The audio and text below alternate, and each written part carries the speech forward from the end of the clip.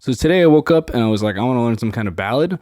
And one ballad that I really like that I've always enjoyed listening to and I've played a few times with singers is I'm Old Fashioned. But I've never actually learned the tune. So I decided to learn it. And it wasn't that hard because, I've heard it so many times and I've played it so many times. And I also know the lyrics. But one thing that was pretty interesting was the changes. So I decided to learn it from a recording, specifically the Chet Baker recording, specifically because I've listened to that one so many times, and to me that is like the quintessential I'm Old Fashioned. And then I was like, why don't I keep going with this? Who else has versions? And there was also some points where it wasn't so clear what they were doing, or they did it differently every time. So it's like, let me try to fill in the gaps. Then I checked the John Coltrane version. And then in sort of the lineage of Mike Moreno, I was like, let me just check out the original musical. So I did that. So what I'm going to do today is I'm going to play the song and I'm going to put the changes on the screen so you can see the changes and just notice how different all of them are. They're all pretty much the same, but there's some really cool subtleties that happen with all of the versions. There will also be a link in the description with the iReal profiles, but yeah. And really quickly, I just want to plug my latest album. It's called This Entity Makes Music. It looks like this. This Entity Makes Music, green square or circle.